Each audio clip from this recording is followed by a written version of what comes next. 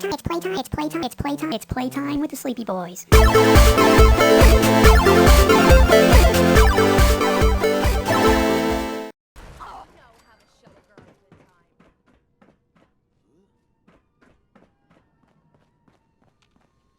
Earth had Defenders, man. Yeah. Which I'm going to throw this one out real quick. I watched it with a group of friends. I love these friends. They're a lot of fun and everything. Don't watch this movie with cynics. If you watch this movie, you need to understand. Who'd you watch it with? Comic book. You honestly don't know them. And they're great friends. And honestly, we had a lot of fun. We were, roasting it and everything. But like the first time to watch it, I should have watched it with, comic book fans. I watched it by myself at 12 at night, so I didn't finish it till like 4 in the morning. And we were just talking about why we're always up so fucking late. Right. And then I watched it last night with Jasmine, and Aaron. And to give you the perspective of how good this movie was, Aaron, who has just he wants to like we're very similar. We want to like the DC movies so badly. But there is just some really poor decisions that happen that just we rip apart because it's just funny to us. Because they deserve to be. Right. And so he was super skeptical. He's like, I don't think this is, we both said like, people are looking at this movie like it's going to undo everything that was wrong. And it's just not, they're looking for a movie that doesn't exist and it's not going to happen. And Aaron and I were very excited to admit that we were wrong. And Aaron was sitting there watching the movie and he goes, this movie is badass. And I was yes. That's the thing that the people I was watching it with was, they're like, really? They hear the sound vibrations all over the world. Oh, come on, that's so stupid. It's like, all right, guys. Oh God, and for me, I was like, that's so amazing. Well, first off, Superman actually can yell that loud. It has. Yeah. But also, two, you're watching a movie that's about comic book superheroes and mythological figures. You got to suspend some belief a little bit, guys. Right. So just throwing that one out there. But I will say one of the weird, that's just how it starts. No lines have been spoken, no nothing. It's just somber music, classic Zack Snyder slow-mo, really painstakingly piecing together the pain and then the turmoil that is about to come. And then from there, it picks up with, there's something else that happens, but pretty much picks up with Lois Lane getting coffee. Also in slow motion. Which... All right, my first issue with the movie. Yes. Zach, I love you. I get your director style. You use too much slow-mo. It was too much. Not everything needs to be in slow-mo, bro. I was like, I can feel emotion. Why is she getting fucking coffee in slow motion? Why is this happening? Great news. Well, and with the song choice they had, so she's getting the coffee, God, she walks out, she's got the umbrella, great. it's raining, and the song choice, it, no joke, Brandon, felt to me like it was taken straight from Cowboy Bebop. The Fair scenes enough. Where Spike and what's her name? Julia on Mars in their flashbacks. Yeah. It felt so much like that. I was just like, okay. And I get it. You're trying to make us feel, but can we speed this up a little bit, guys? I have 4 hours to get through. Yeah, right. Also, so, and then she's, and then we see her going to the Superman memorial where people have left flowers and stuff. And which I also love they haven't rebuilt. I mean, it's... Well, I mean, at the same time, however, I mean, I will say, I mean, come on, the movie picks up literally days and weeks after Superman is dead. So I get it. They don't show that. Yeah, all right. It's mentioned. They name drop it several times. They name drop it. They even reference that Lois hasn't been to work in weeks since Clark died. True. So, and I always just thought it was so weird that these movies seem to take it like, all right, Lois, can you be a little secretive that you were Superman's girl? Like, I understand that Superman's on, but like people that hate him will still come after you. Maybe play it down a little bit. I don't think. See, it's weird. It's weird. The DC universe kind of plays. The DCEU plays a little loose with that. Also at the same. Well, I mean, they not in that sense. It's not like fucking Marvel where nobody except Spider-Man has a secret identity, for Christ's sake. Not even him anymore. Not anymore. But no, I mean, you know, as far, why does she care? Lex Luthor's in jail. He's not the only one that hated Superman, but anyway. I mean, yeah, but at the same time, who's gonna come after her now? Because Superman's dead. What does it matter? You know? True. Well, and another thing you see during this scene is Mama Kent. Yeah, Mama Kent loses the goddamn farm. She literally loses the farm. I know it's terrible to laugh at, but I just realized that pun and it made me happy. So, the issue I have with that is I do not believe that Bruce wouldn't have been keeping an eye to make sure she was. Later on, they're like, well, she didn't tell anyone that she was having the money troubles. Bruce 100% would have been keeping an eye on that and taking care of it. But anyway. Anyways. I don't think that's here nor there. He makes are little issues. That honestly didn't bother me. I was like, whatever. What did bother me, because we're here at the point. I know we're not going. I'm trying to stay hit the tentpole things that I wanted to talk about. So I'm not worried too much about going beat for beat. What this happened. Just remember, part 1 is called "Don't Count on It, Batman." Part 2 is the Age of Fury, which was great. So first of all, Zack Snyder Cut fixes a big problem that I had with the 2017. I think it's the same one that I'm thinking of. Where he's meeting Aquaman, and they're like, yeah, because the whole thing I was like, I get stylistically why Bruce Wayne isn't like helicoptering in, but you mean to tell me he just took like this days-long journey on just a horse and some little bit of gear that they don't have Superman for? Like, and then with immediately, as soon as he gets into the town, they're like, who is this man? How did he get here? The storm has shut down helicopters for weeks. And I was like, huh, what a lovely bit of context. That was so...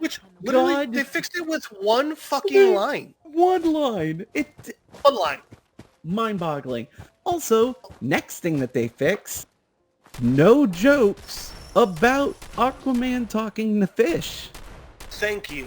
Not just that, but also, I don't know if you caught this part, so the Josstice League, Aquaman's a joke the entire time. Snyder Cut, Aquaman is it feels so isolated because he's not nobody. The thing that's so great is Josstice League turned everything into a goddamn joke, pun, like, haha, isn't this funny? Aren't we funny? We're funny too. And it's like, no, none of these characters have been funny at all. And anything that we've seen. Yeah.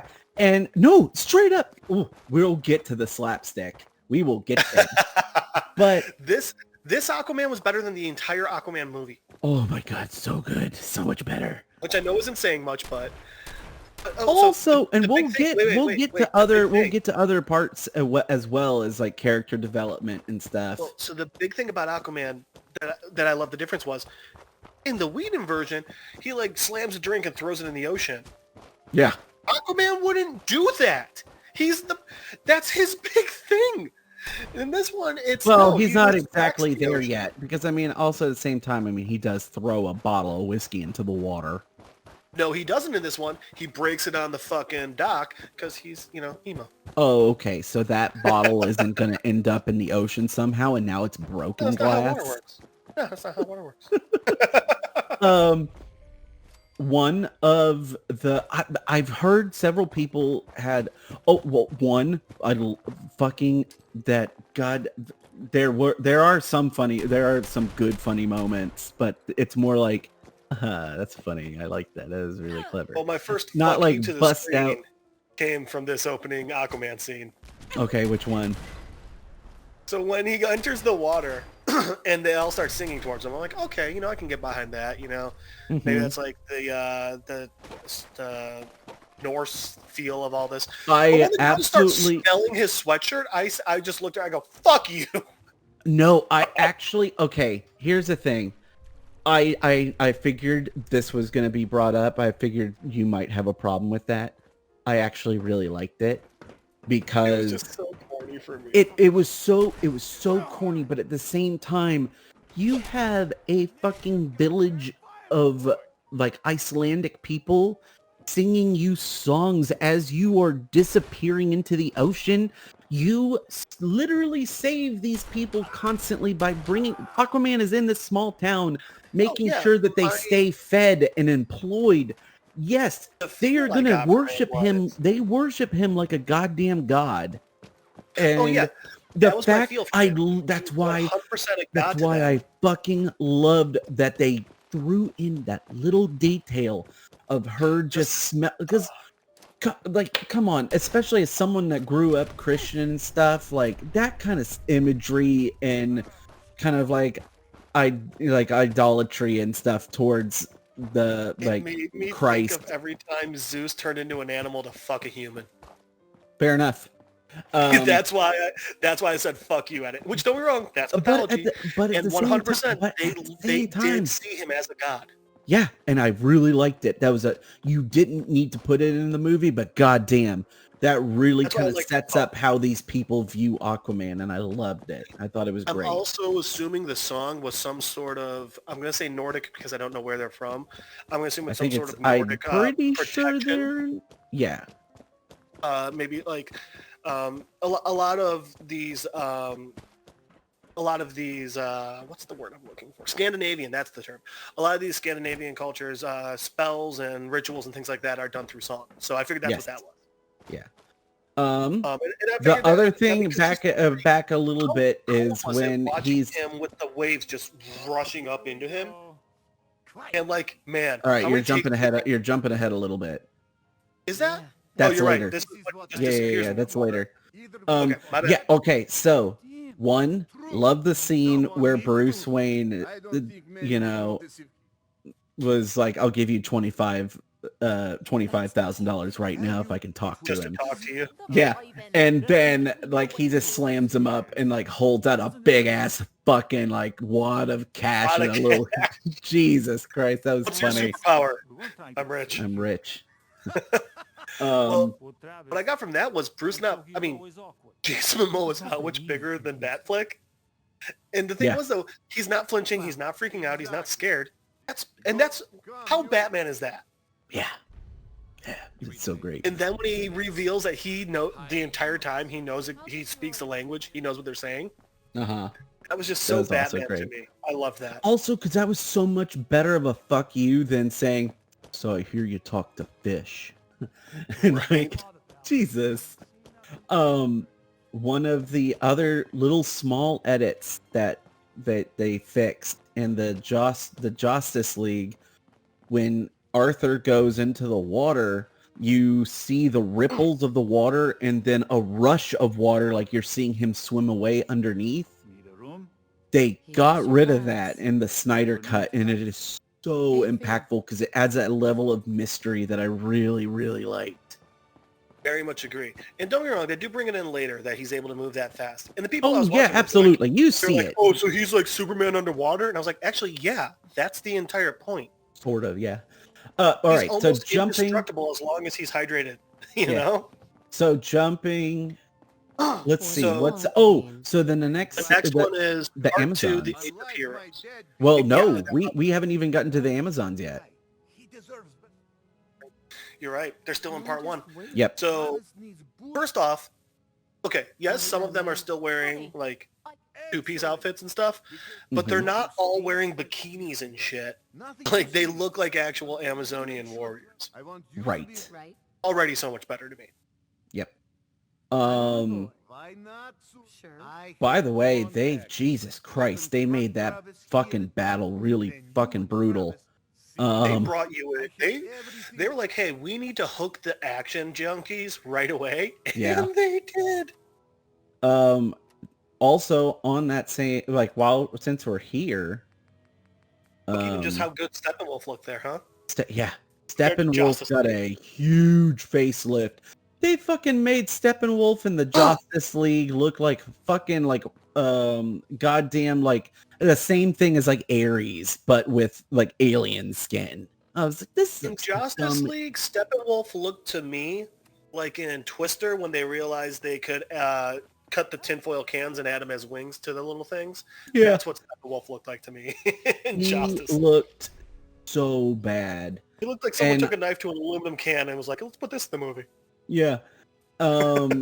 Just the most generic pile of clay you've ever seen with some tinfoil on it.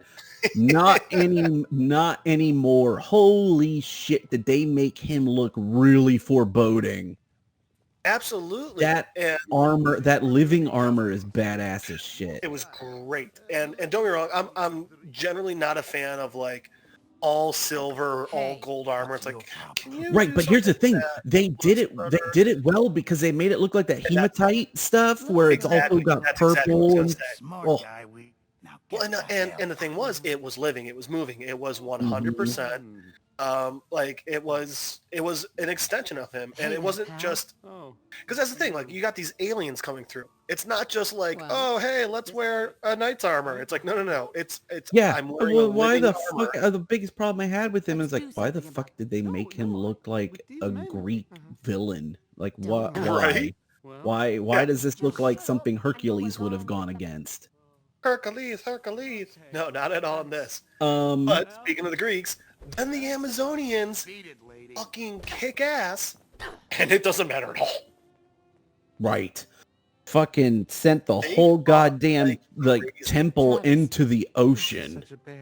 Which was such a, oh my god, I loved it. My favorite part of the Amazonian fight was actually just this one scene. When remember they got the box and they're using the ropes to get the box away from him and everything. Which is pretty much the majority of what we saw originally. True. Was it just a game of keep away? Yeah, it was just like, hey, can you catch this? Thanks. Yeah, not this, not in this one. One Amazon, she jumps, doesn't even grab the box. She jumps off her horse to grab the rope, and she literally she draws the string on the bow. And she literally lets the arrow go. The second that Steppenwolf hits her with the axe. Oh, and she's got the light and everything coming out of her mouth and her eyes and everything as she's like eviscerated. It was so good. And at this moment... Oh, fuck. I love that scene. Also, I love that they gave the Amazons more time on screen and that they made their like contribution to the story actually felt worthwhile. The emotional turmoil that Diana's mother was going through, especially with that scene where she's firing one of what is it, Artemis or who? The arrow of Artemis. No, it's not. Artemis is the dude with the stone on his back, isn't he? No. Artemis is the goddess of the hunt. Okay. God. Okay. The dude with the what on his back? With the earth, like, has to like have that's Atlas. Atlas, thank you. Jesus Christ, I'm dumb. Artemis is the twin of Apollo. She is the goddess. You're right. That's the thing. I loved mythology when I was a kid, and I studied it, so I love seeing all this stuff with the Amazons. You're talking about the emotion on her face when she was shooting that arrow of Artemis. How about the emotion on her face when she's escaping the temple and the two Amazons that were holding the wall up for her had to sacrifice themselves? Yeah. The emotion on her face there. That actress is so good at conveying emotion without using a single fucking word. Yeah. Really, really amazing. Oh yeah. All right. Which, by the way, if we're going to the Arrow of Artemis, we skipped over a dope ass part. Oh, I was just mentioning it, just real quick, since. So, you want to hit up that which dope part you? Oh God, Wonder Woman's fight. Her God, fight scene. It was so much better. It's so much better. It's so much darker. Holy shit. Oh my god. Right? So anarchists take over a bank, and it just looks like they're just there to rob it, and they're gonna blow it up. And Or was it a museum? I think it was a museum because those kids were on field trip. I thought it was a bank, but They take over some governmental building, but where there's children on a field trip there. right. And typically it's like, all right, give them their like, and they're sitting there. They're like, police, don't come in. I have tons of children. I'll kill them all. hostages. We can't do it. So usually it's like, all right, fine. What do they want? Money? Give them the money. They'll leave. But All no, right, so not here's at all. That's we're not- yeah, no, they're just like, we're gonna blow up 4 city blocks, and who gives a shit about these kids? Into the modern world. Fuck them kids. Fuck them. There's There he is. Mark. Hey guys. Continue.